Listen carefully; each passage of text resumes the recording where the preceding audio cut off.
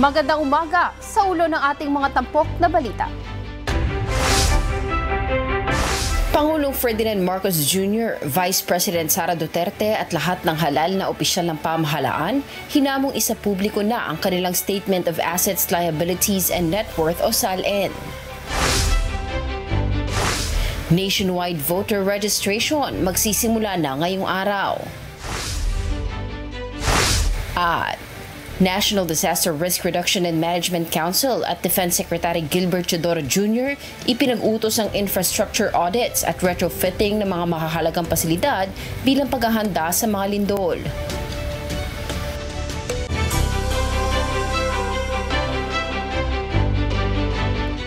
Suspendido ang face-to-face classes ng ilang mga bayan at lalawigan sa bansa ngayong October 20, bunsod pa rin ang epekto ng Bagyong Ramil. Sa Pangasinan, halos mayorya ng mga bayan at lungsod ay magpapatupad ng suspensyon ng face-to-face classes sa lahat ng antas sa public at private schools. Gayunman, magpapatuloy pa rin ang alternative learning modules. Sa Pampanga, all levels din ang suspensyon ng face-to-face classes sa public at private schools sa Angeles City, Arayat, Mexico at City of San Fernando, habang sa Tarlac naman ay ang bayan ng San Clemente. Magpapatupad pa rin ang alternative learning modules sa ibang mga lugar. Sa Cavite, buong lalawigan ang walang pasok sa lahat ng antas. Habang sa Rizal, no face-to-face classes sa mga bayan ng Rodriguez at Angono sa lahat ng antas sa public at private schools, gayunman ipatutupad ang alternative learning modules. Samantala sa lalawigan ng Capiz, suspendido rin ang ilang mga pasok sa eskwela sa lahat ng antas sa ilang mga bayan at syudad.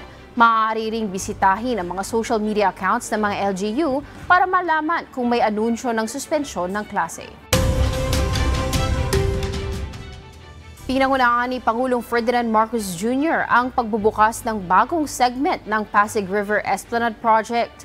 Ayon kay Pangulong Marcos, panahon na para muling pasiglahin ang Pasig River at gawin itong lugar ng pasyalan at komersyo. Narito ang report ni Nel Maribuhok. Binuksan na sa publiko ang Phase 4 ng Pasig River Urban Development Project kahapon. Kabilang sa bagong bahagi ang Arroceros Esplanade sa Ermita, Maynila. Ang 530-meter na segment na ito ay matatagpuan sa likod ng Manila Central Post Office at dudugtong sa muling binuhay na Arroceros Forest Park. Tampok dito ang mga bagong walkways, bike lanes at commercial areas na layong pagandahin ng kapaligiran. Ayon kay Pangulong Marcos Jr., malaking tulong ang lugar ng komersyo na ito para sa mga maliliit na negosyo. Samantala na ilipat na rin sa kanilang bagong tahanan sa Naik, Cavite ang mga naapektuhang informal settlers. Ibinahagi rin ng Pangulo ang ilan pang plano sa Pasig River tulad ng paggamit ng kauna-unahang electric ferry na MB Dalaray sa Ilog Pasig. Gayon din ng makabagong teknolohiya sa paglilinis ng ilog. We're also exploring new technologies that will help clean the river. One example is one that we saw on the way here, the ClearBot, which is a solar-powered AI-enabled robotic vessel that supports our estero rangers and river warriors. Dagdag pa ng Pangulo sa pakikipagpulong niya kay Manila Mayor Isko Moreno noong Biyernes, tinalakay nila ang mahalagang proyekto na magpapaganda pa sa iba pang kilalang lugar sa Maynila. First is the planned conversion of the Intramuros Golf Course into an open green space, providing more breathing room in the heart of the city, while at the same time preserving the historic charm of Intramuros. There is also a plan to rehabilitate the Plaza Calderon, a cultural and historical landmark that sits just steps away from Pasig River. Nel Maribuhok, UNTV News and Rescue, Diyos ang aming sandigan, serbisyo publiko ang aming pinahalagahan.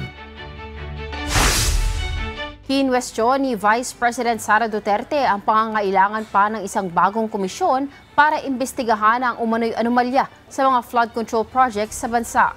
Naniniwala ang pangalawang Pangulo na kaya ng Office of the President na magsagawa ng investigasyon at hindi na kailangan pang buuin ang Independent Commission for Infrastructure o ICI. Ang detalye sa report ni Jed Naricita.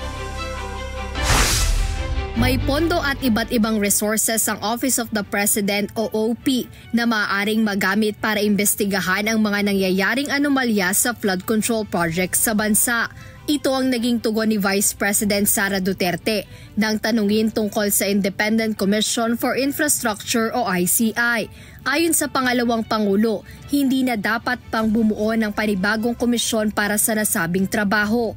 Dahil aniya, kayang gawin ng Office of the President ang mga hakbang na kasalukuyang ginagawa ng ICI. Hindi ko po alam kung bakit meron pa investigation ang ICI. Kasi napakadali naman nun eh. Ilan po ang confidential, ilang bilyon ang confidential funds ng Office of the President. Sila lang sa loob ng kanilang opisina magagawa nila na mag-case build up gamit ang resources ng Office of the President. At i-file nila yun diretso sa ombudsman o kung saan man na korte. Pero bakit kailangan pa niya magbukas ng komisyon?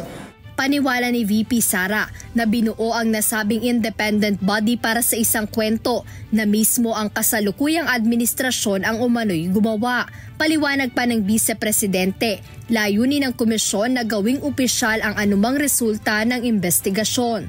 That way, ikaw na mamamayan, hindi mo na ma-dispute, hindi mo na ma-kontra yung results dahil sasabihin niya, hindi, legitimate yan. Nagawa ako ng komisyon, nag-imbestiga ang komisyon, merong lumabas na commission report. So paniwala ko, nililegitimize nila yung kwento na gusto nilang lumabas. Sa kabila ng pagkwestiyon ni Vice President Duterte sa investigasyon ng ICI, nagpapatuloy ang komisyon sa paggawa ng kanilang mandato, kabilang na ang pagsasagawa ng mga pagdinig at pagpapatawag ng mga opisyal ng pamahalaan na may kaugnayan sa flood control anomaly. Jed Neresina, UNTV News and Rescue. Diyos ang aming sandigan, serbisyo publiko ang aming pinahahalagahan. Iginiit ni Batangas 1st District Representative Leandro Legarda Leviste na mas marami pang opisyal ng Department of Public Works and Highways o DPWH ang konektado umano sa mga kontraktor. Sa isang pahayag, binigyang diin nitong mas marami pang miyembro ng team ni DPWH Secretary Vince Dizon ang may koneksyon sa mga kontratista at isa sa kanila ay nakuhanan ng litrato na kasama ang mga kontratista sa meeting sa isang restaurant. Binanggit naman ni Secretary Dizon na karaniwan na sa DPWH ang makipagpulong sa mga kontraktor dahil kabilang ito sa mandato ng ahensya. Gayunman, ang masamaan niya ay kung may paglabag sa batas at mga panuntunan at kung may nangyayaring katiwalian. Yung pakikipag-usap sa kontraktor, yun ang trabaho ng DPWH. Makipag-usap sa kontraktor. Ang daming kakontrata ng DPWH. Kung opisyal ang sinasabi niya, again, no? Pero ibang usapan kapag nanghihingi sa kontraktor. Magsisimula na ngayong araw ang voter registration sa buong bansa para sa Barangay at Sangguniang Kabataan Elections o BSKE na tatagal hanggang Mayo ng susunod na taon. Sa National Capital Region, kabilang sa mga registration sites ang Luneta, PITX, Pamantasan ng Lungsod ng Maynila o PLM at iba pang piling lokasyon. Narito ang report ni Dante Amento. Para sa mga nagnanais na makaboto sa darating na Barangay at Sangguniang Kabataan Elections o BSKE at sa mga susunod pang mga halalan, simula na ngayong araw ang voter registration sa buong bansa na magtatagal hanggang sa May 18, 2026. Kabilang sa mga serbisyo sa pagpaparehistro ang paglipat ng lugar kung saan boboto, pagbabago ng impormasyon sa rehistro. Bukas din ito para sa mga first-time registrant at reactivation ng mga na-deactivate na botante na hindi nakaboto sa dalawang nakalipas na halalan. Ayon kay COMELEC Chairman George Erwin Garcia, nasa 1.4 million ang target nilang bagong botante na magpaparehistro. Ito pong pagpaparehistrong ito ay applicable sa buong Pilipinas sa lahat ng klase ng registration. Reactivation, transfer of registration, new registration, pagbabago doon sa mga items doon sa registration. Pero hindi po muna na kami magpaparehistro mula October 21 sa Bangsamoro.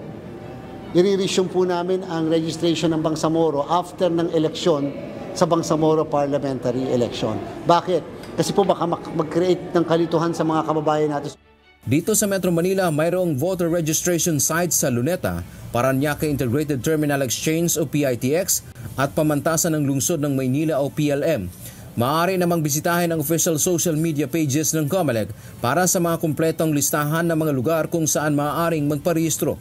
Ipatutupad pa rin ng COMELEC ang Register Anywhere at Anytime project para sa mas mabilis na pagpaparehistro ng mga aplikanteng botante. Ding mall muli, registration doon sa mga gym o kaya naman doon sa mga opisina ng local COMELEC. Naandyan pa rin ang ating registration anywhere, anytime. Pakiabangan nyo na lang po kung kailan nyo schedule. Paalala sa mga magpaparehistro na magdala lamang ng isang valid o government-issued ID. Dante Amento, UNTV, News and Rescue. Diyos ang aming sandigan, serbisyo publiko ang aming pinahahalagahan. Hinimok ni Pangulo Ferdinand Marcos Jr. ang lahat na maghanda at magplano sa mga paparating na kalamidad. Ito ay sa gitna ng sunod-sunod na nangyayaring paglindol sa iba't ibang bahagi ng bansa. Sa kanilang bagong vlog, ibinahagi ng Pangulo ang ilang tips para sa disaster preparedness. Ito ay kung sakaling tumama uli ang mga sakuna. Unang-una, magplano. Magkaroon ng plano at alam ng bawat miyembro ng pamilya kung ano yung plano na yun. Pati na yung mga kasambahay. Saan ang evacuation area? Saan tayo tatakbo? Saan ang meeting place kapag lumindol? Saan pa pupunta? Saan tayo magkikita-kita? Para pati yung nasa labas ng bahay, pagka dinindol, alam nila kung saan tatakbo, makita ang kanilang pamilya. Siguruhin na isa itong safe na lugar. Turuan ng mga bata kung ano ang dapat gawin nila kapag may lindol. Binigyang diin din ng Pangulo ang halaga ng may go bag sa gitna ng mga sakuna. Pinaalalahanan niya rin ang lahat na maging maingat sa mga impormasyong nakakalap kung saan-saan. Ipinag-utos ni National Disaster Risk Reduction and Management Council o NDRRMC at Defense Secretary Gilbert Chodoro Jr. sa mga government agency at local government units ang pagpapaigting ng paghahanda sa lindol. Kabilang dito ang regular na earthquake drills, infrastructure audits at retrofitting ng mga mahahalagang pasilidad. Kabilang din sa kautusan ang pagpapaigting ng public information efforts, kasama na ang pagkontrol sa misinformation at disinformation. Nakapaloob ito sa Memorandum No. 279 na inilabas noong October 15 dahil sa sunod-sunod na malalakas na lindol na naranasan sa bansa. Magsasagawa ang Marikina City ng 10 a.m. siren o citywide earthquake drill ng alas 10 ng umaga ngayong Lunes, October 20. Sa anunsyo ng Marikina City Public Information Office, nakasaad na magpapatunog ang lungsod ng sirena at alarma. 60 seconds o 1 minuto ang isasagawang earthquake simulation at inaasahang lahat ay magsasagawa ng duck, cover and hold. Layo nito na mas maging handa ang publiko sa posibleng pagtama ng lindol. Nakapagpadala na ang Department of Social Welfare and Development o DSWD ng nasa 720,000 pesos na halaga ng inisyal na ayuda sa mga naapektuhan ng bagyong Ramil. Ang kay DSWD Assistant Secretary Irene Dumlao, binubuo ito ng nasa 382 na family food packs at 547 na ready-to-eat food boxes. Nasa higit 14,000 na mga pamilya na ang naapektuhan ng bagyong Ramil o katumbas ng nasa higit 30,000 na mga individual mula sa Cagayan Valley, Central Luzon, Bicol Region at Western Visayas. Naiuwi na sa Pilipinas ang labi ng isang Pilipinong marino na nasawi mula sa pag-atake ng mga rebeldeng Houthi sa MV Minerva Grath sa Gulf of Aden. Sinalubong ito ng kanyang pamilya at ilang mga kinatawan ng Department of Migrant Workers o DMW at Overseas Workers Welfare Administration o OWA bilang pagtanaw ng respeto at pakikiisa sa panahon ng pagluluksa. Una nang tiniyak ng DMW na magbibigay sila ng suporta at tulong sa naulilang pamilya ng pumanaw na Filipino seafarer.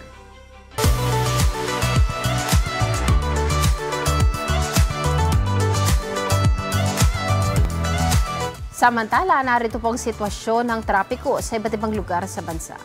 Dito po sa ating live feed sa EDSA Bagong Baryo sa kanang bahagi na papunta ng monumento at ngayon din po dito sa kaliwang bahagi naman na papunta ng Balintawak ay maluwag po at tuloy-tuloy ang daloy ng mga sasakyan. Sa North Luzon Expressway o sa NLEX, sa mga luluwas naman po ng Maynila at sa mga papunta ng Norte, wala naman po tayong namamataang pagbigat ng daloy ng mga sasakyan simula po dito sa may San Fernando hanggang sa Balintawak Toll Plaza. At yan ang ating traffic update sa oras na ito.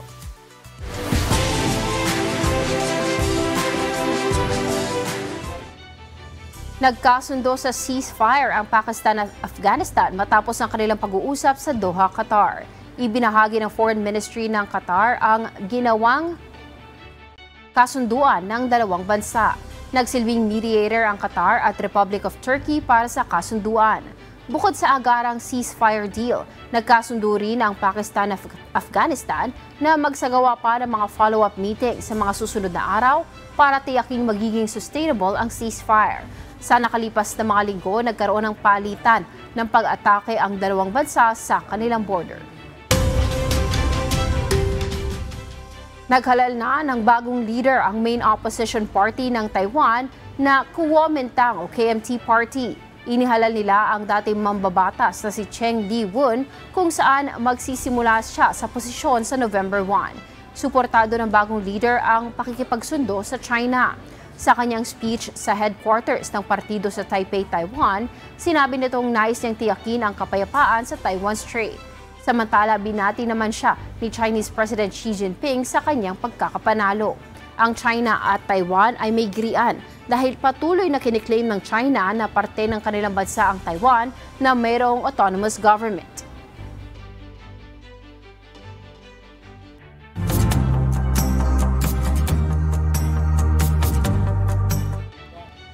Ipinag-utos ng lalawigan ng Quezon ang mandatory na pagsusot ng face mask. Batay sa executive order na inilabas ng probinsya, mandatory ang pagsusuot ng face mask sa mga indoor settings at sa outdoor settings kung saan hindi nasusunod ang physical distancing.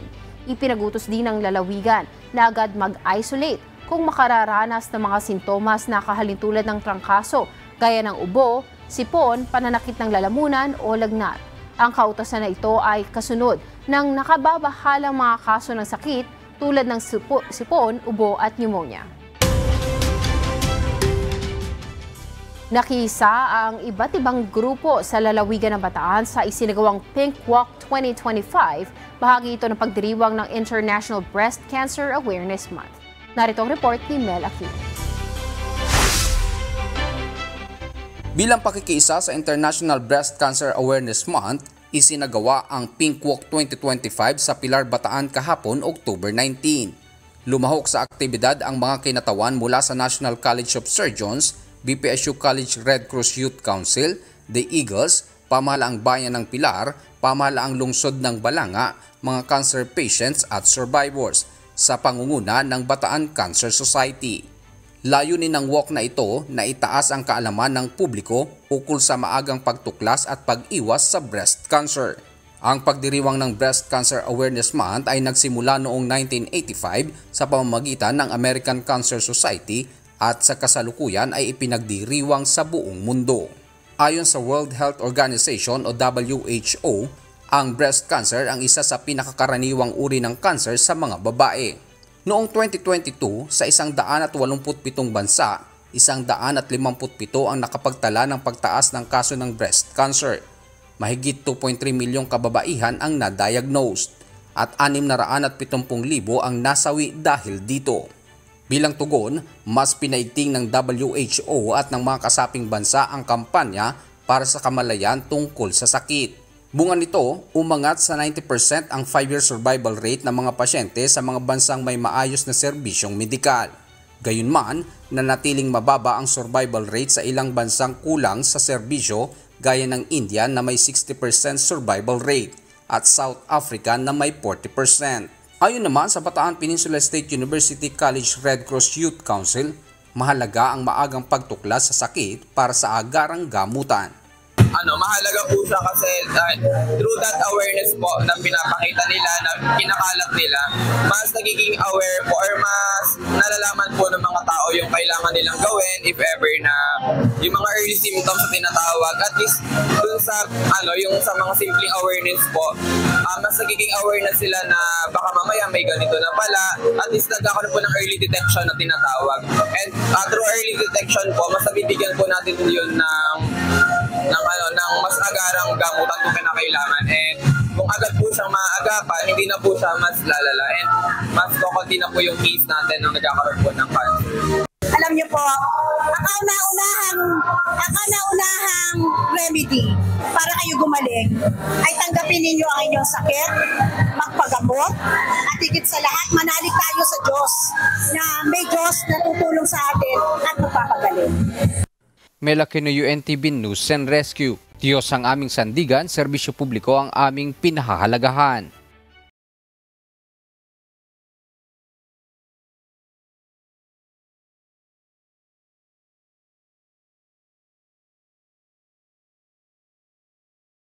Sa taong ito, nakapagbigay ng mahigit 200 na mga bag ng dugo ang Members Church of God International o MCGI sa blood bank ng probinsya ng Batangas. Isa itong dahilan kaya tumanggap ng parangalang grupo sa isinagawang Sandugo Awards 2025.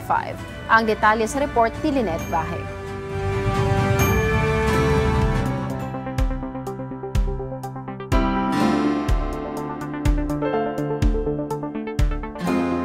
Pinarangalan ng Batangas Medical Center ang Members Church of God International o MCGI bilang isa sa mga katuwang sa pagkakaloob ng dugo sa mga nangangailangan. Ang MCGI ay regular na kasama sa pagsasagawa ng blood donation activities sa lalawigan ng Batangas at ngayong taon nakapagbigay ang grupo ng 267 bags na dugo sa mga blood bank at ospital sa iba't ibang bayan sa lalawigan. Dahil dito kabilang ang MCGI sa mga organisasyon at local government units na pinarangalan sa taunang Sandugo Awards 2025 ng probinsya ng Batangas. Pagkilala ito sa kanilang tulong sa mga voluntary blood donation campaign. Alam ko po na kulang ang salitang pasasalamat po sa inyo pong binibigay na inyo pong parte ng inyong buhay dahil sa bawat patak po ng dugo na inyo pong inihahandog ay hindi lamang pong isa, 2 hanggang 3 buhay po ang ating nasasagip at dahil po diyan, mas marami po tayong napapalawig at nadudugtong ang buhay po na ating po mga kababayan. Una po sa lahat ay nagpapasalamat tayo sa Diyos at isa ang MCGI na na-recognize dito sa Batangas Province na makilala na isa sa mga nagdo-donate ng dugo sa ating pong mga kababayan. At kami naman ay nagpapasalamat una siyempre sa Diyos na nagkakaroon tayo ng pagkakataon na maipakilala yung mabuting gawa na ginagawa ng MCGI sa pamamagitan ng pagdo-donate ng dugo. Para sa blood donor na si Mina, malaking bahagi na para sa kanya ang makapag-donate ng dugo dahil sa ganitong paraan ay makapagdudugtong siya ng buhay sa isang taong mangangailangan ng kanyang dugo. Sabi nga ni Brad Daniel, ang pagdo-donate ng dugo parang pagdudugtong ng buhay sa tao. Bagaman hindi ko kaya mag-isa na ako, dudugtungan ko yung buhay ng ibang tao. Pero at least man lang sa pagdo-donate ng dugo, alam ko na sa awa tulong ng Diyos, naging bahagi ako para yung mapagbibigyan man or yung makakatanggap ng dugo, alam ko nakatulong sa kanya. Labis-labis rin ang pasasalamat ng pasyenteng si Russell dahil sa pamamagitan ng blood donations ay patuloy siyang nabibigyan ng dugo kaya't nananatili siyang buhay sa kabila ng kanyang karamdaman.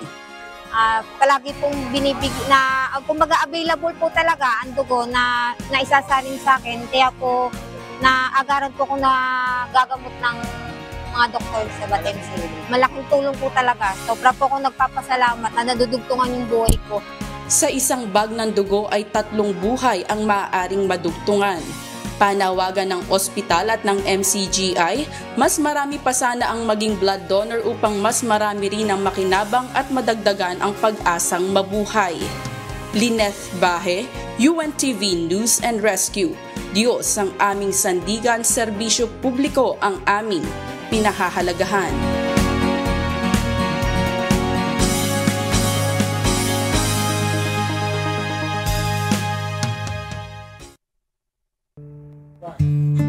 at sa ating iwang mga salita ng Diyos na ating salita. Mula sa Book of Proverbs chapter 17 verse 17 na nagsasabi, ang kaibigan ay umiibig sa lahat ng panahon at ang kapatid ay ipinanganak na ukol sa kasakunaan. A friend loveth at all times, and a brother is born for adversity.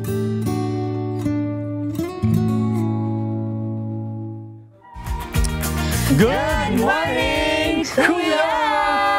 Mga kasangbahay, this morning, special po ang ating episode dahil para ito sa ating mga mahal na lolo at lola. Habang tumatanda kasi ang ating mga mahal sa buhay, mas kailangan nila ng alagang may malasakit at pag-unawa. Yes po, kaya ngayong araw pag-uusapan natin ng tamang paraan ng pangangalaga sa mga nakatatanda. Mula sa kanilang kalusugan, pang-araw-araw na pangangailangan hanggang sa emosyonal na suporta na dapat nating ibinibigay. At para po magbahagi ng kanilang karanasan, tips at mga aral sa pag-aalaga sa ating mga lolo at lola, kasama po natin ngayon ang dedicated caregivers na sila Mr. Roel Santiago at Miss Marivic Panueco. Good morning, Morning. po! Morning po! Good morning, Marivic and Sir Roel. Morning. Bati po kayo sa ating po mga kasambahay. Good morning po sa ating mga viewers po ng Good Morning, Kuya. Sir Roel, kayo po, baka bati po kayo. Good morning po sa lahat po ng mga nanonood ng Good Morning, Kuya. Good morning po! Ayan, oo. Meron tayong mga bisita ngayon. Yes, matanong nga lang po namin kayo, Ma'am Marivic and Sir Roel, ano po ba yung nag-push po sa inyo para po mag-aral po ng caregiver at para maging isang caregiver po? Sa akin po kasi, nandun po kasi yung parents ko po sa Home for the Elderly. Shout out po kay Margie at sa mga matatanda pong nanonood po dyan sa orphanage po. I love you all po. Bali po, bukod sa naaalagaan ko na po yung nanay ko, napapalawak ko din po yung pag-aalaga sa ibang matatanda.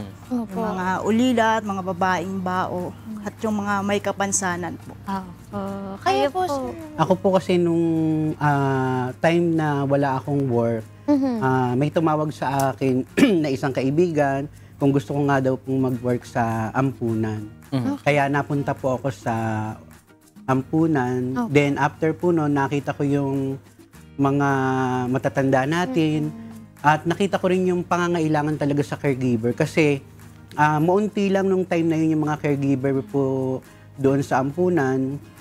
So yun yung nagtulak sa akin para kumbaga maging isang caregiver. Opo. Pero gano'n na po kayo katagal na caregivers po kayo po, Sir Roel? Nag-umpisa po ako 2018 sa orphanage. Opo. Kayo po, Miss Marvin? 10 years na po. Awat tulong po na. Veteran na. Dedication talaga to, no? Pero sa mga karanasan nyo po, syempre sa pag-caregive po, ano po yung mga karanasan na tumatak sa inyo habang nag-aalaga po kayo? Yan. Marami po akong karanasan pero ibubuod ko na lang po. Sa profession po kasi namin, kailangan po yung mahabang pagpapasensya po sa ating mga matatanda at pangunawa po sa kanila. Dahil sa kanilang kalagayan, kailangan po may paramdam po natin sa kanila yung pagmamahal, pagmamalasakit po. Kayo po, yung mga karanasan na-encounter ko, kasi kami ko muna sa ampunan kami, marami kaming mga inaalagaan ng mga matatanda. Masarap talagang mag-alaga ng mga matatanda na-appreciate nila yung mga care na ginagawa mo sa kanila. Siguro yung isang karanasan na hindi ko makakalimutan ay kasi kami, shifting kami Bali, pagka pang umaga, tigda-dalawa.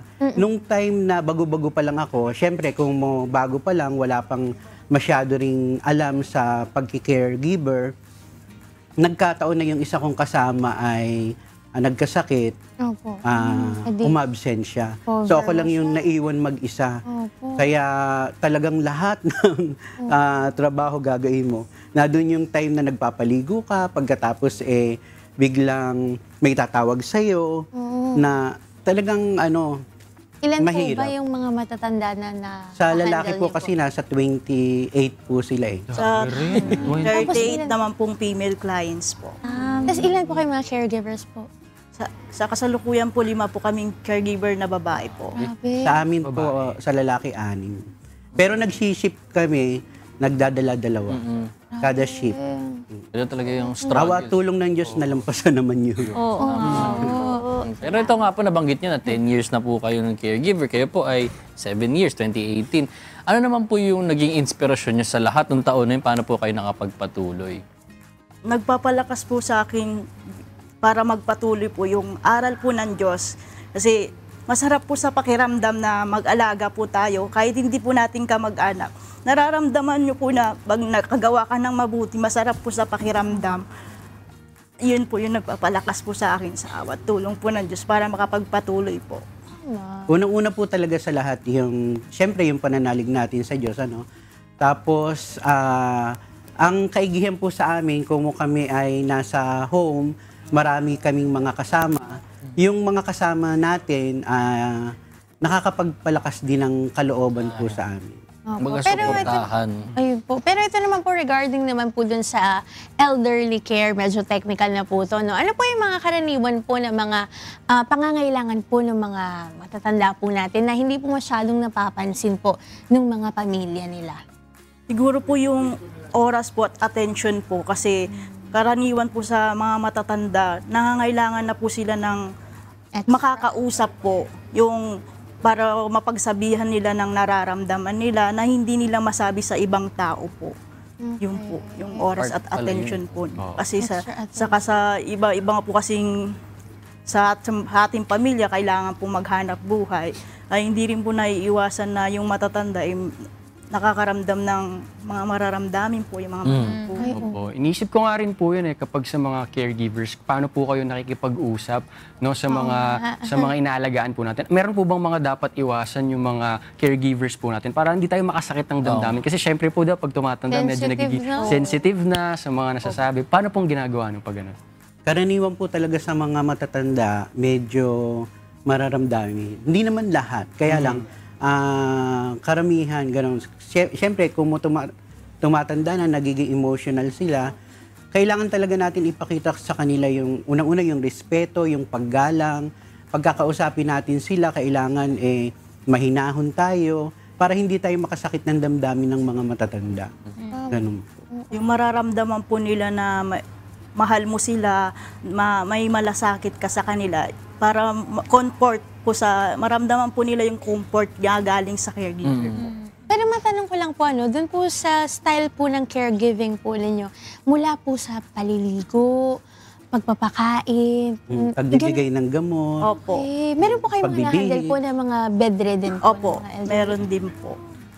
Grabe. All around. Mahirap talaga. Talaga.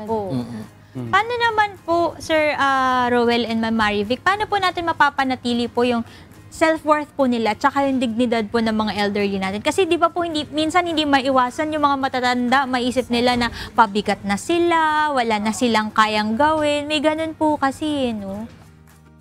Sa amin po kasi, may mga matatanda kasi tayo, minsan ayaw nilang tinutulungan sila na kasi sa isip nila, ang tao kasi pagka kahit matanda na sila, yung isip nila parang bata pa rin.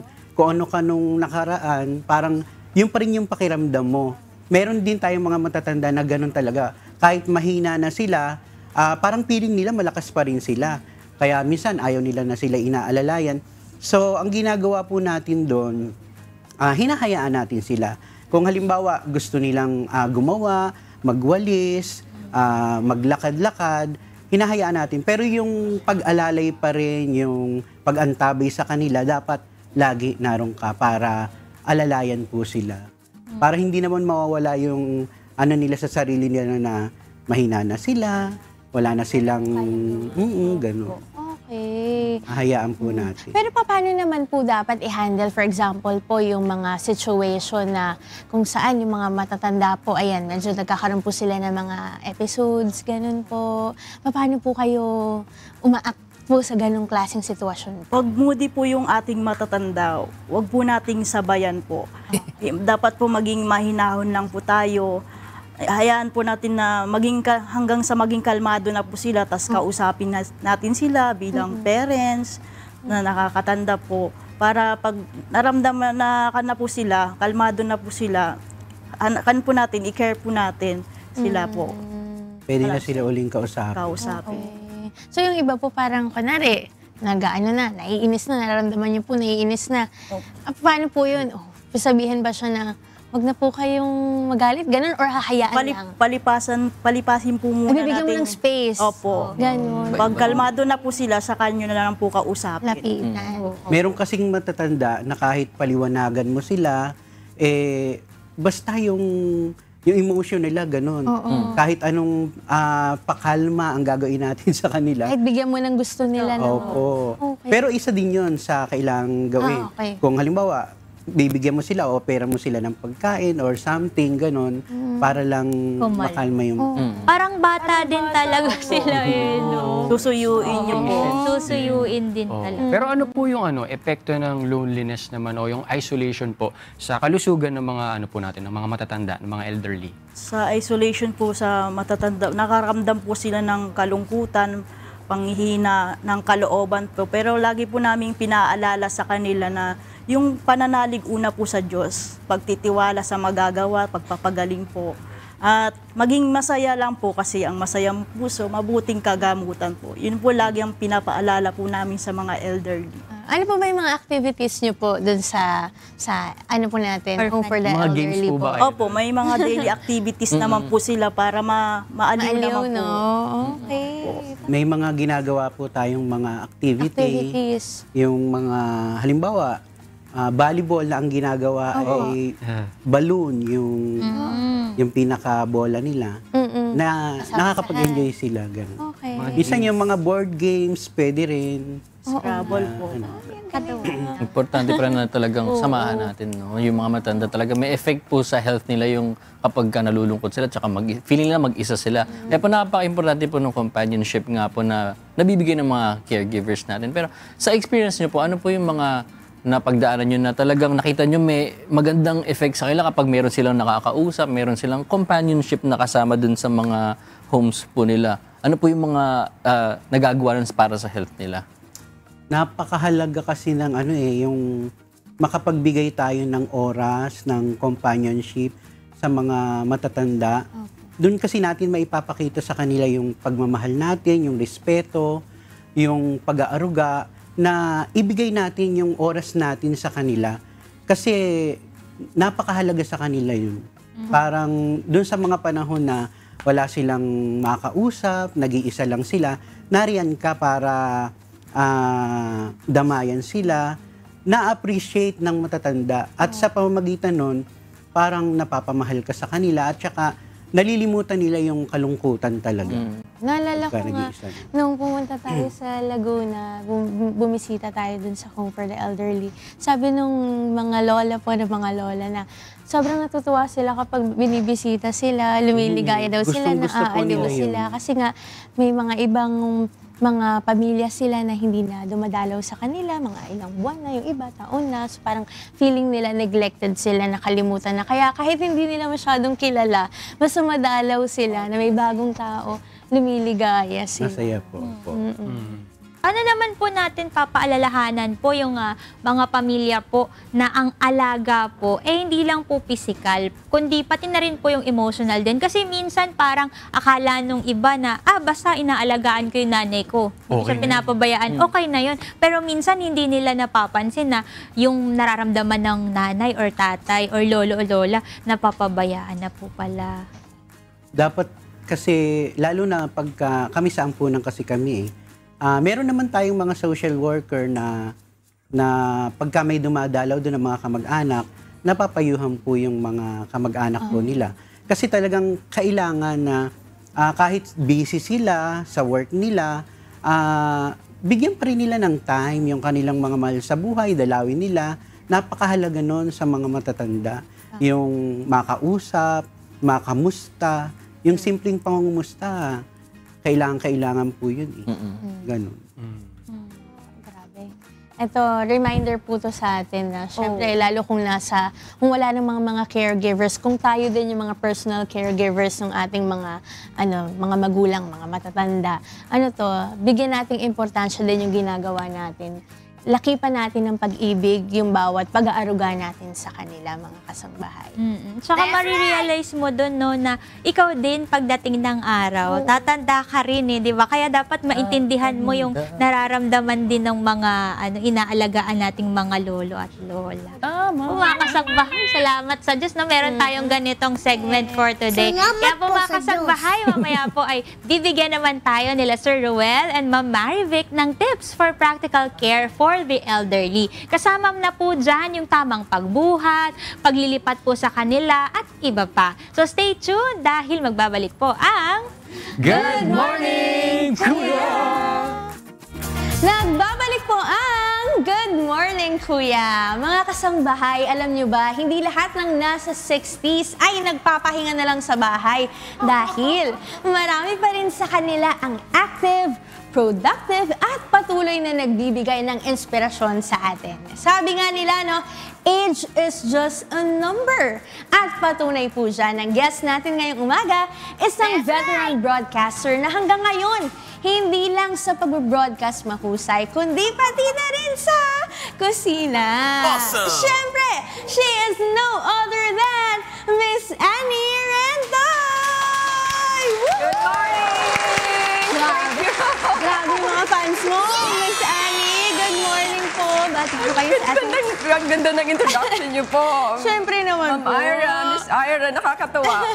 Hindi lahat ng senior, hindi lahat ng... Oo, nagpapahinga lang sa bahay. Active at productive at napaka-fresh. Nakakatuwa. Gusto ko munang bumati ng isang magandang umaga. Good morning, Kuya! Kuya Daniel, if you're watching, magandang umaga po sa inyo at kay Ate Arlene. Good morning, Kuya. Yeah. Good morning po. Maraming salamat po, Ma'am Annie, for being here po sa Good Morning Kuya at napaunlakan niyo po kami dito sa What's for Breakfast na segment po namin. Salamat po sa Diyos. Nakakatuwa. Imagine, madami kayong may invite. Ako yung in-invite nyo. Maraming salamat po.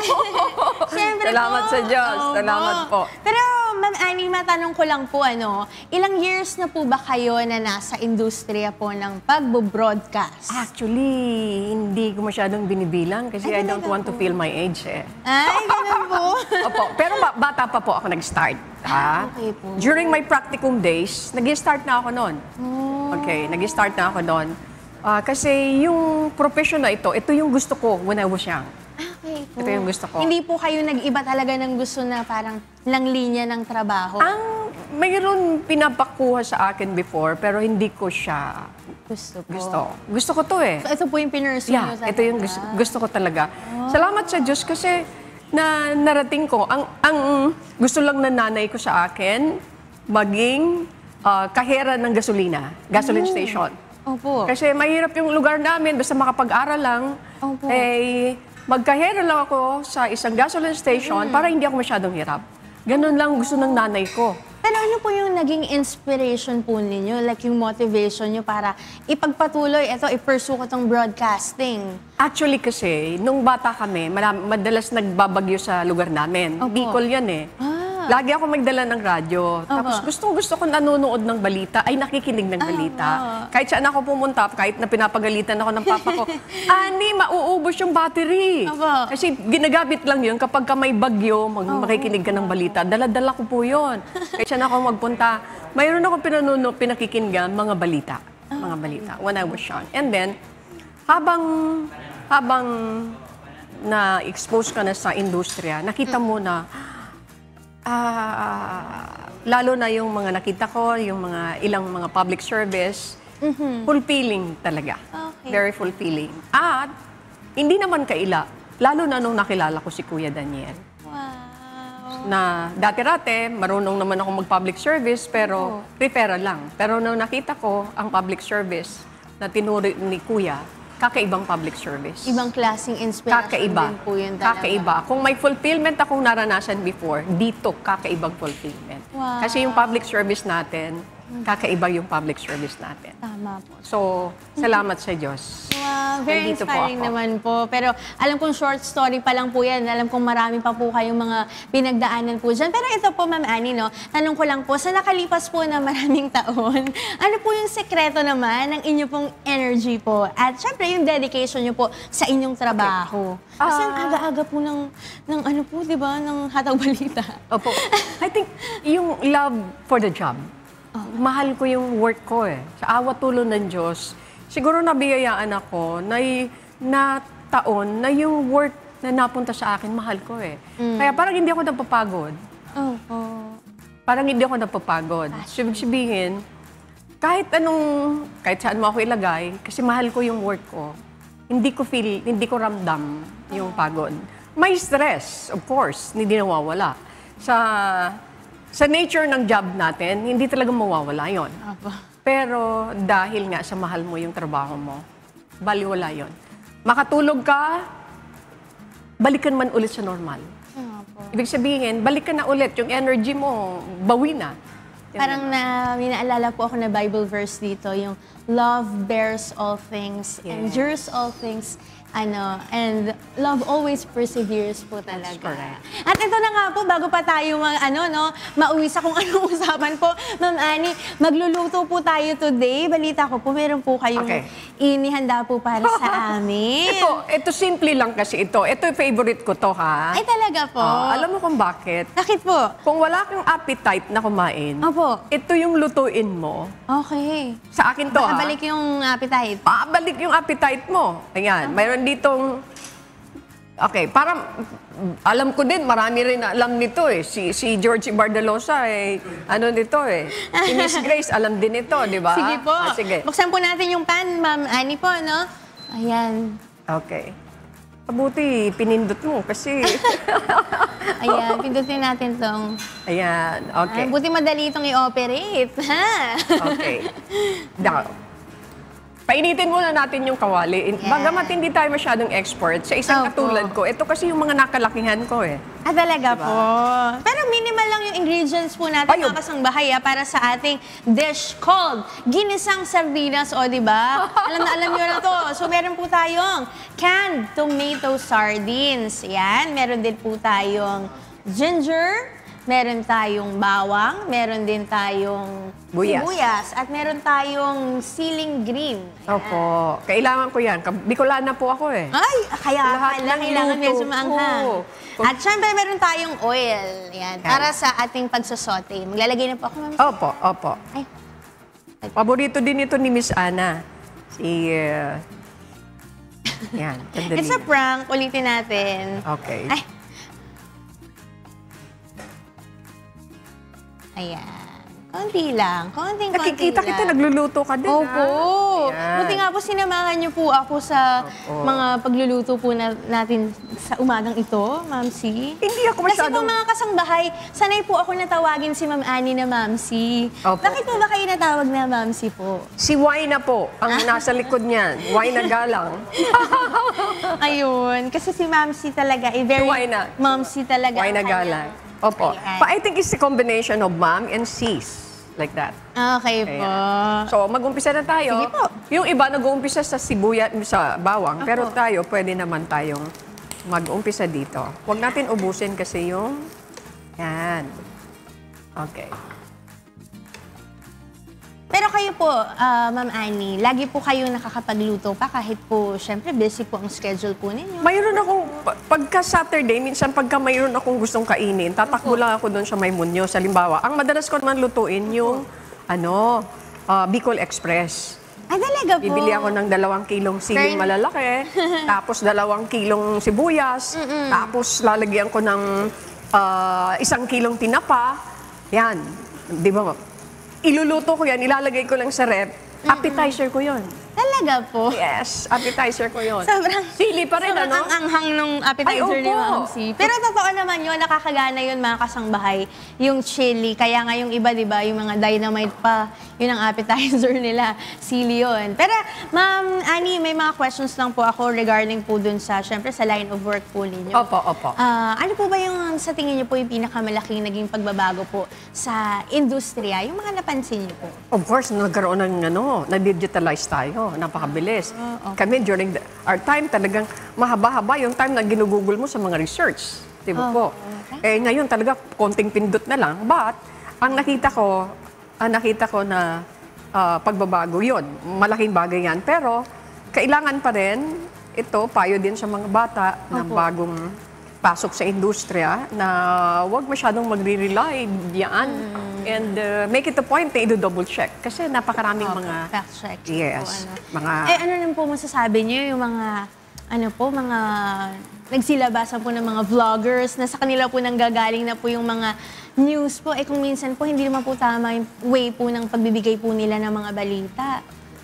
Ang mga vloggers po na nag-upload po sa kanilang mga channel na tinatawag na po nila ang mga sarili nila ng mga journalists po. Okay. Journalist is different from vloggers kasi sa yung mga journalists, especially kami sa amin, I don't have anything against vlogger kasi malaking tulong din yan sa pagbibigay ng mga information. Pero magkaiba naman. Kasi tayo, na nasa industriya, halimbawa, yung mga announcers, hindi tayo makakapag-broadcast without license. Opo. Mayroon tayong KBP accreditation, di ba po? Nire-require tayo. May exam tayo, mga ganyan, bago tayo makapag-salita sa microphone. And then, mayroon tayong mga batas na sinusunod.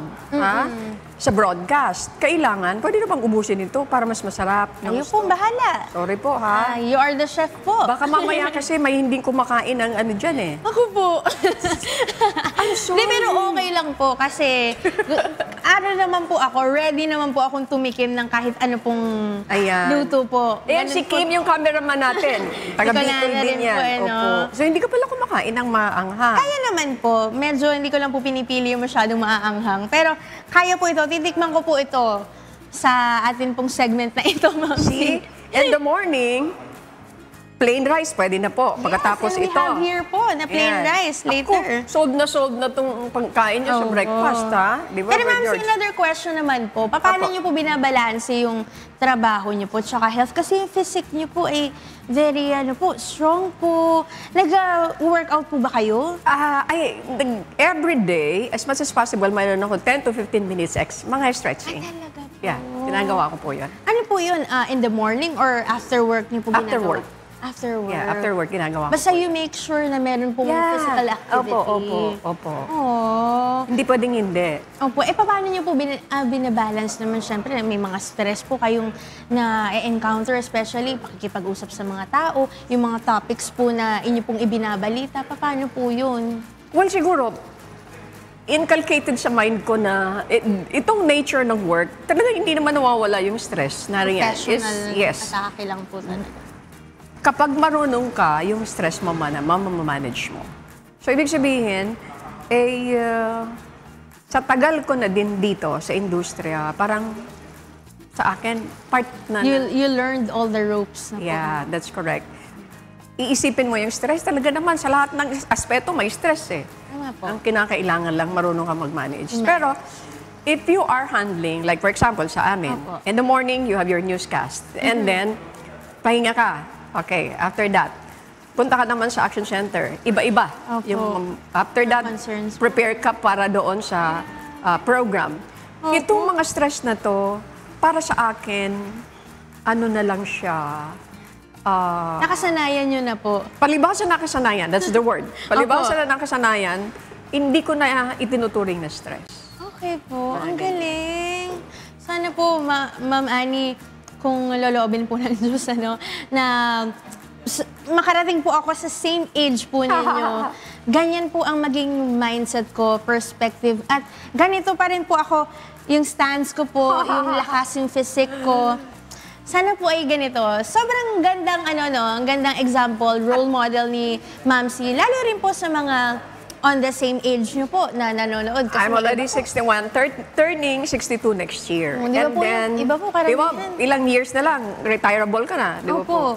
Retired na nga po yung iba at parang feeling nila wala na silang nagagawa in life po. Any message naman po para po sa mga gano'n na po ang nararamdaman nilang mga feelings or mindset? Okay. Doon sa mga nag-work at my age, ang bilin ko lang para magtagal kayo in the industry, you have to dapat you work hard. Yes. That's very important. Pero samahan mo yan ng honest, pagiging honest. Kasi kapag isang emplado, hindi siya magiging honest and at the same time, hardworking, may honesty, mayroon the dedication, dependable ka, at the same time, you follow morals and etiquette. Etiquette. Yung mga firm po kayo doon. Yes. Kailangan. Because in the industry, maraming temptation. Pag mawala ka doon, magkakaroon ka ng problema. Tama. At higit sa lahat, yung natutunan kong aral dito sa iglesia. Yes. Salamat sa Diyos. And of course, kahit na yung mga matatanda naman, yung mga matatanda sa ibang bansa, di ba? Kahit na matatanda na. Pero kung ang isip mo, pagtanda ko ng ganito, hindi na ako mag-work. Opo. Energetic ka pa naman. Mayroon ka pa naman kakayangan. Tama po. That's right. Hindi, di ba? So, yun po ang sekreto. At higit sa lahat, ulitin ko po.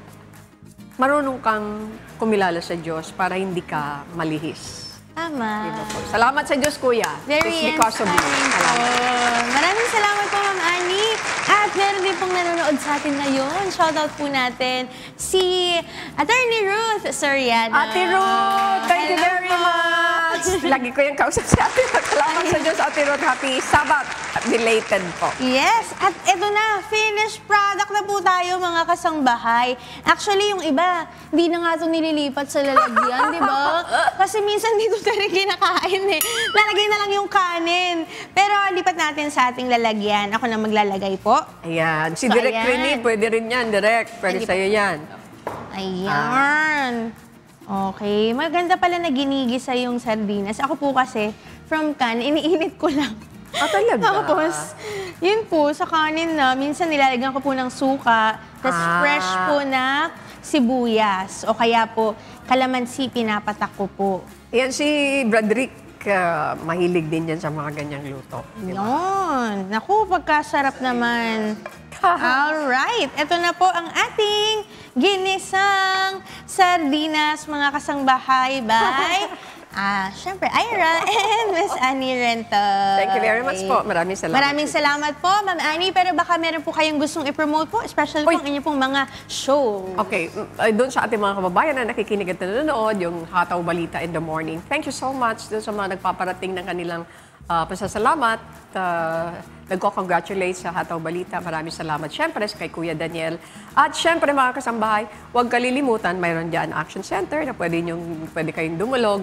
At ganun din po ang Serbisyong Bayanihan. Ayan. Yay. Ang Legal Department. Ayan. Ang MCGI Law Center. Sa doon para sa mga libre. Ma'am Annie, baka meron ka pong gustong i-greet? Meron po kayong pagbati sa araw na ito? Babatiin ko siyempre yung mga kasama ko sa Action Center. At ganun din sila. Sa inyong lahat dyan, mga taga-La Verdad. Ayan. Maraming salamat. Sa iba't ibang panig ng mundo na patuloy na sumusubaybay dito po sa UNTV. Sa UNTV. At higit sa lahat, ang Kuya Daniel Rason. Salamat sa Diyos, Kuya. Salamat po. Lagi nawa kayong ingatan ng Diyos. Salamat po sa Diyos. Hi, Ate Arlene. Morning po. Taga-good morning, Kuya. Salamat po sa Diyos. Thank you, George. Maraming salamat po. Nakarami na ng shout-out. Pero Ma'am Annie, maraming salamat po sa pag-guest niyo po sa amin at syempre yung pagbabahagi niyo po sa amin ng inyo pong mga konting story po ninyo about po sa inyong work po at syempre sa inyo pong life po. Maraming salamat po for sharing your wisdom. At syempre, nakaka-inspire talaga mga kasangbahay no dahil syempre pinapatunayan lang na hindi hadlang ang edad para ipagpatuloy ang mahal nating profession. Keep shining and please keep on sharing your passion po, Ma'am Annie. Thank you po! Salamat! Salamat sa Diyos. Samantala mga kasambahay, balikan naman natin sina Celine, Joshua, Ian, and Tini with our guests, Sir Roel and Miss Marvic. Thank you, Ira. And of course, sa ating very own veteran broadcaster, Miss Annie Rentoy. And mga kasambahay, kasama pa rin natin, of course, ang ating caregivers, si Sir Roel and si Ma'am Marivic. And this time, ipapakita naman nila sa atin kung paano ang tamang pag-aalaga sa matatanda. At syempre, nandito tayo para ma-demonstrate naman sa atin paano nga ba talaga dapat alagaan, yung tamang yung pag-angat dun sa ating mga pagtayo sa ating mga elderly. At meron din tayong special guest dito. Oo, Totoo po yan. Totoong tao po yan. Hello, Gumagalaw kamay ka naman dyan, Kuya Stephens. Kaway. Kamay ka tayo, Stephens. Ayan, medyo, ganap na siya sa role kasi. Huwag nyo nang Tulog ka. Okay. Pero first po, paano po ba natin iaayos yung mga maintenance muna po? Yung maintenance medicine, gamit po yung ating pill organizer para po sa ating schedule chart. Yung.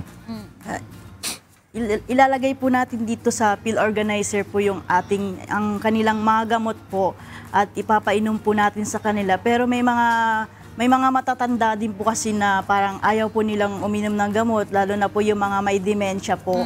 Kaya dapat po i-encourage po natin sila na inumin po nila ang kanilang mga maintenance na gamot po. Paano encouragement po ba yung gagawin namin? Lalo na kapag talagang pumapalag po sila, ayaw nila. Ayaw ko, gumagano. Ano po, suyuin po natin sila hanggang sa maging kalmado na po sila at iinumin naman na po nila kusa yun. Basta ibigay nyo lang po yung gamot agad sa kanila, tapos take water po. So ganda yung may compliance sila kaysa napipilitan. Pero sa mga klase po ba ng mga ganyang mga organizers nila? Kasi may nakikita po ako, may mga days na nakalagay, may mga, di ba parang kalendaryo yung itsura eh. Advisable po ba gano'n? Mas maganda po ba yung mga ganong klaseng mga charts na Opo, dito po sa medical chart po nila, dito po natin makikita yung mga advice po ng doktor, yung mga therapist, kung ano po yung gagawin sa kanila, at lagi po natin silang kukunan po ng mga vital sign para po ma-monitor natin kung mataas na po ba ang BP nila o may nararamdaman po ba silang sa kanilang katawan po. Constant talaga bantay. Para po yung masigurado natin talaga na tama yung gamot na ibibigay natin sa kanila, lalagyan na natin sila ng label talaga. Yung kung saan yung pang-umaga, pang-hapon, yung pang-tanghali. Tsaka kung halimbawa may days from Monday to Sunday para talagang sure na tama talaga yung pagbibigay ng gamot sa kanila. Kaya ahead of time pa lang po talaga dapat naka-organize na talaga. Talagang i-prepare talaga before. Strictly. Ito na po. Ito, ready na po yung ating performer. Kasi ito naman po yung mga challenge naman ng mga ibang siguro mga viewers po natin na mayroong mga inaalaga ang elderly sa bahay nila. Hindi po nila alam kung paano ba nila physically na iaangat, paano po ba i-handle yung mga elderly natin. Lalo na siguro iba may mga delicate conditions. Paano po ba yung proper way ng pag-handle po sa ating mga elderly? Pwede nyo po bang ituro sa atin ilang tips para sa ating mga viewers po? Naku, Una po siguro, paano iaangat? Siguro, kunyari, iinom ng gamot or kakain. Paano po ang pinaka-safe na way para itayo po ang ating mga elderly? Kadalasan po, pagka ang mga elderly natin ay yung mga stroke na, may hirapan silang kumilos talaga, aalalayan talaga natin sila ng maayos, Sis Marivic. Una po, tatanungin nyo din po yung mga patients nyo kung may nararamdaman po silang sa kanila, kung nahihilo ba sila. Tapos kan po natin sila, i-vital sign po natin sila, baka kasi mababa ang BP nila o kaya mataas po. Tapos lagi po natin i-check yung kanilang mga parts ng katawan po, kung may mga rashes po ba dito po sa kanilang paa at kamay po, kung may mga rashes po. Tapos, so bago po itayo, i-check po muna natin yung vitals po natin niya. kung may mga rashes sila o bed sores. Hindi agad-agad tinatayo na lang bigla. Okay, yun muna. Sa pagtatayo. Sa pagtatayo po, isa-side lying position po yung patient. Side lying. i-ano niyo po yung... Relax lang. Itatayo muna po yung isang paa. Sideline Tapos position po. Tapos igugulong. ibababa po yung kanyang paa po doon. Then, aalalayan po yung patient sa kanyang ulo po. Yan po. Ayun. So, saan po ang tamang hawak kapag itataas na po siya? Sa likod po ba? Sa balikat Opo, sa likod po. Tapos alalay po. Baka kasi may spine problem po siya. Kaya dapat po inaalalayan po din po yung likod niya. Okay po. And then, ito naka-sit up Sa paglilipat naman po sa wheelchair, bali, kailangan balance din po yung yung legs mo Opo. para may puwersa. Tapos bend the knee po. Tapos hawak po yung patient sa leg po. Tapos hawak po. Pati yung tamang balanse. Opo. Dapat makuha rin. Dapat i-prepare na din talaga yung wheelchair or yung upuan na malapit sa pasyente. Siguraduhin po nating nakalak po yung wheelchair kasi baka may posibilidad na ma-aksidente po yung patient. Make sure po na walang sagabal po sa kanyang pagtayo po ng patient. At saka maganda rin po na dapat alam nga rin po ng mga caregivers natin kung ano yung case po niya. Like for example, saan po ba siya na-stroke or baka may bali siya para alam po natin kung ano yung iiwasan natin na baka ma-damage pa lalo. No? Tama po, no? Napakahalaga po yun sa pagiging caregiver po. At saka importante yung ginawa ni Sir kanina, tinuro niya sa atin kung ano yung tamang stance ng mga caregiver. Pag itatayo na yung pasyente, dapat nasa gitna, yung paa niya nasa gitna ng dalawang hita ng pasyente para balance. Kasi baka ang mangyari mamaya, tayo yung mawala ng balance. Tayo pa yung ma-aksidente, no? Madamay pa yung pasyente. May tamang pagbubuhat po kasi sa matatanda po kasi pag hindi po tama yung pagbuhat sa kanila, pwede ka rin posibilidad na mabalian ka din ng magka-scoliosis ka, mga ganun po. Ay mahalaga po talaga yung tips ng pagbubuhat po sa matanda. Tama. Pero yung sa weight naman, kasi minsan sinasabi nila na, paano mo nagagawa yun? Ang liit-liit mo, tapos yung mga binabantayan mo, ang lalaki, paano mo siya nagagawa? Kailangan po ba proportion din? Bawa kung ako ang magbabantay, tapos medyo malaking babantayin ko, kailangan ba medyo malaki yung katawan ko? Or ano ba, kahit na hindi malaki yung katawan ko, tapos malaki yung inaalagaan ko, pwede pa rin ako maging caregiver? Pwede naman pong magpatulong po kayo sa kung sino po ang pwedeng makatulong kung hindi nyo po kaya yung patient. Alalay po sa kanyang likod po. Tapos i-bend na knee pa rin po siya para Same po may... pa rin. Kailangan mo na ng assistance, siguro two-man job. Maganda dalawa po. Kapag magbubuhat. Usually talaga dalawa po. Lalo na pag malaki po yung patient. Ito naman po, mula naman po dito, naiangat natin, naupo natin siya, nailipat po natin siya, naupo natin siya sa wheelchair. Pero galing naman po sa wheelchair. Paano naman po natin ililipat kung sakaling kailangan niya pong bumalik sa higa? Ano kaya, pupunta sa banyo? Ano pong mga activity pa? Ganun pa rin po. Bali, bubuhatin po uli natin siya ng ilalagay natin sa bed. Yan. Tapos, saka po natin siya uli ihiga. Alalay lang po lagi. Kailangan may laging back support, po. Sa mga ganito pong patient po, sa mga naka-wheelchair bedridden po, mahalaga po na lagi po nating i-monitor sila na kada 2 hours po. Hindi po nakababad dapat sa wheelchair. Dapat 2 hours ihiga, tapos 2 hours sa wheelchair. Kasi po, doon po nagkaka-prone ng bed sore po. Naiinitan po yung kanpo nila. Opo. And speaking of bed sores na pwedeng mangyari, ano po yung tamang pagposisyon po sa mga ganun, yung mga bedridden po na patient para maiwasan nga po yung nabanggit na bed sores? Opo. May tamang paraan po ng pagpoposisyon po. Kada 2 hours po, isa-side po siya. Side-lying position pa rin po.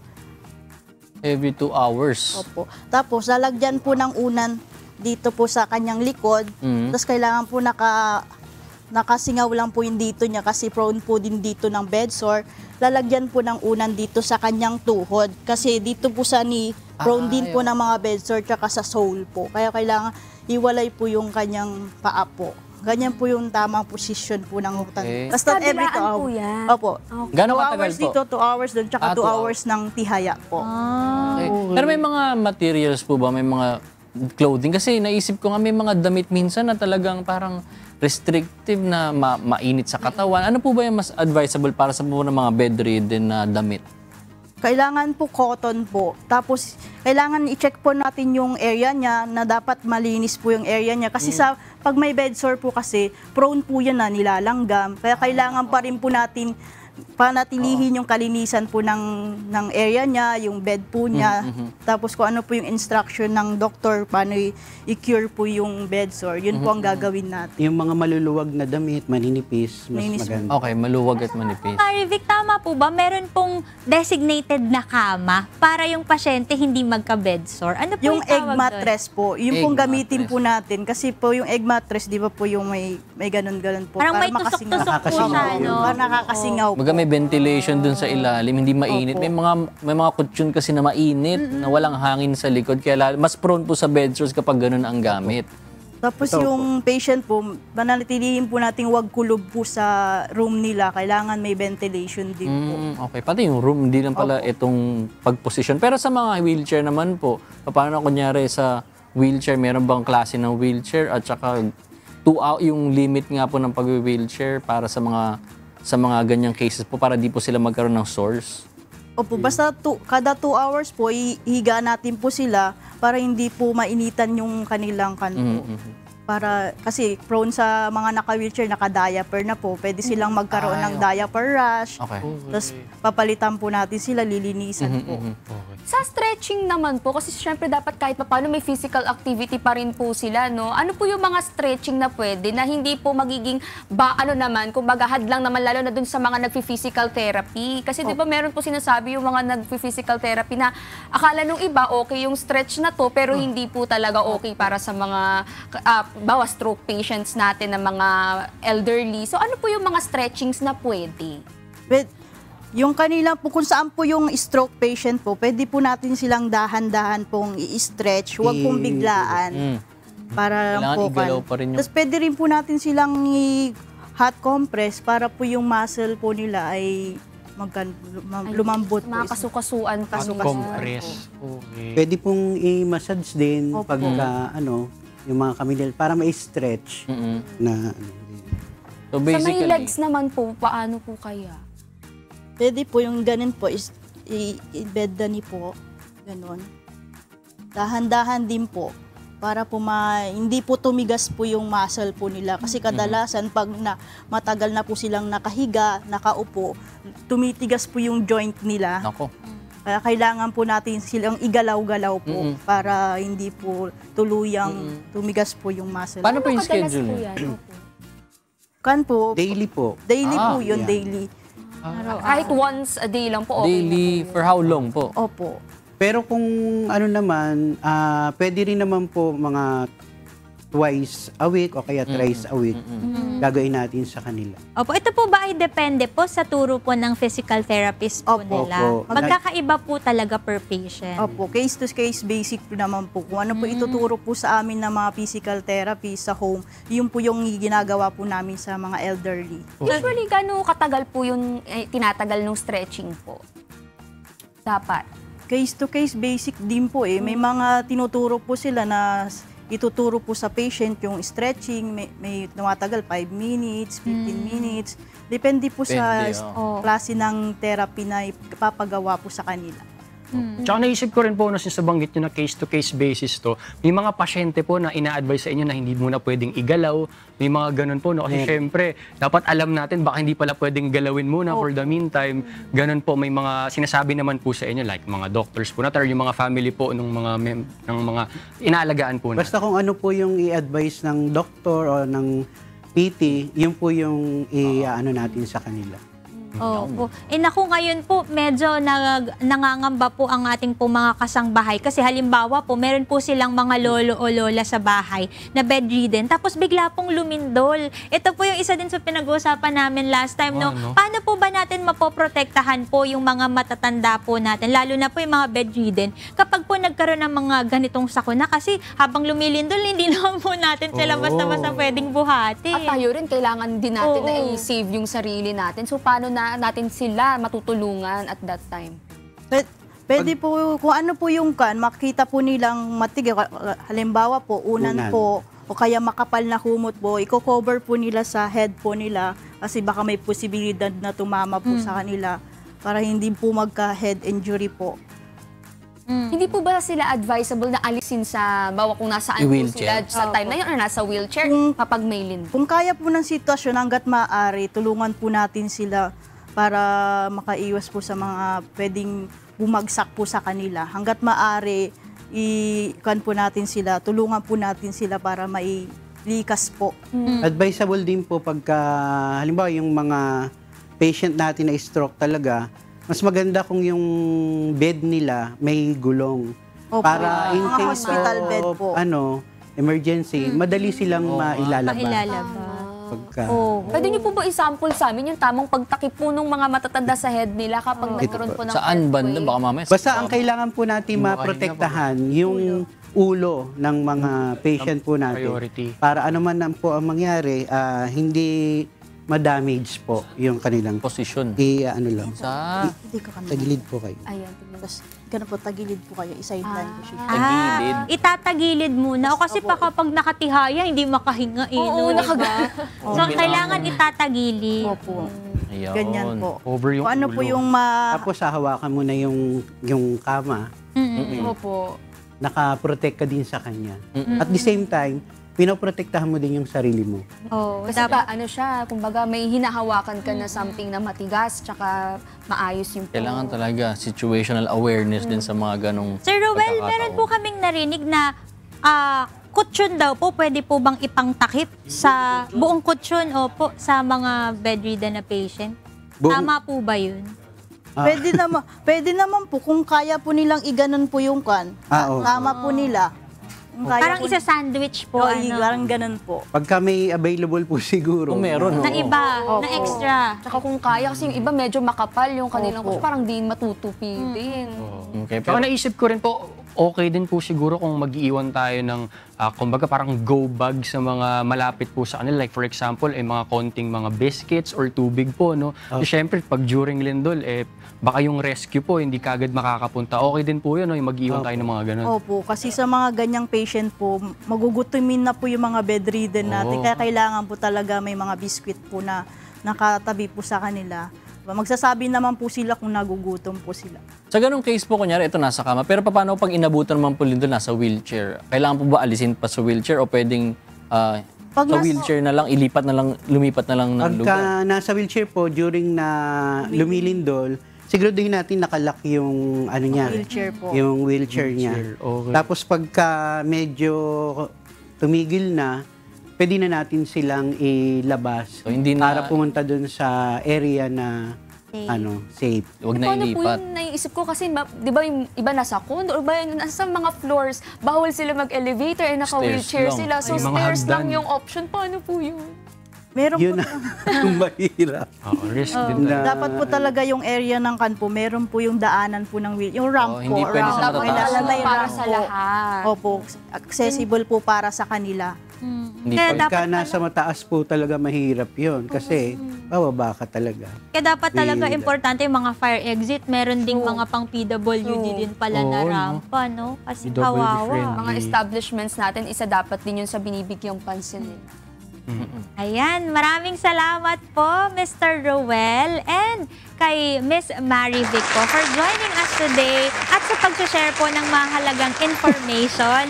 Lako, sigurado pong malaking tulong po ito sa atin pong mga kasangbahay na meron pong mga inaalagaan po na mga elderly sa kanila pong mga tahanan. At syempre po, saludong-saludo po kami sa inyo pong malasakit, tiyaga at dedikasyon niyo po sa inyo pong trabaho. Maraming salamat po sa Diyos. Kasi iba talaga yung care na binibigay ng ating Mga Pinoy. Iba mag-alaga. Yes po. Ay, baka po meron po kayo gusto pong iparating sa atin pong mga kasangbahay o kaya po batiin niyo po yung mga kaibigan at pamilya po ninyo. Binabati ko po ang aking nanay Margie po, ang aking biyanan at ang aking mahal na asawa po na nanonood po dyan sa home po. Mahal na mahal po namin kayo, mga kapatid. Salamat po sa Diyos. Binabati ko po yung lahat ng mga staff sa KFI, Home for Elderly and Persons with Disability dyan sa Santa Maria, Laguna.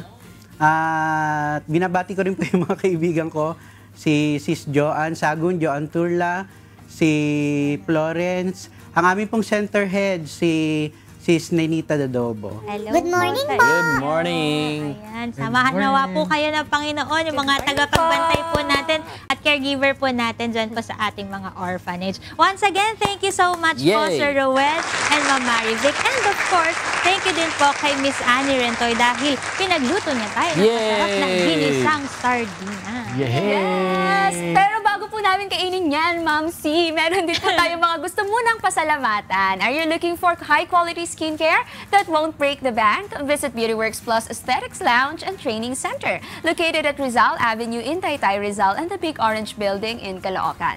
They offer a wide range of beauty treatments and also provide certification through fast-track training programs and NC2 options, or test the NC2 options.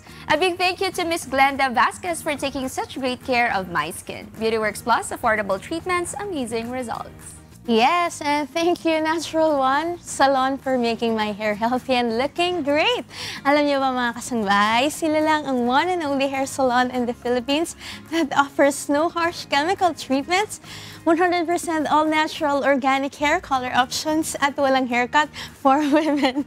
You can check them out at Natural One Salon on Facebook and other social media platforms. Natural One ang number. Di masaya lang siya. Hinihingal. Bawat stress yan ng happiness. Nebulizer. And we would like to thank Lendeson Gas Corporation, your partner for all industrial and special gases needs. Their other products include regulators, welding and cutting outfit, centralized supply and manifold system, and pipeline installation. For inquiries, please contact them at 8824-0867 and 8824-9360. Maraming salamat po ulit sa lahat ng mga nanood sa atin. Simula kayo na sa ating Rise and Shine segment with Kuya Daniel. Bukas, magkita kaya tayo muli, God willing, dito lamang sa Good Morning!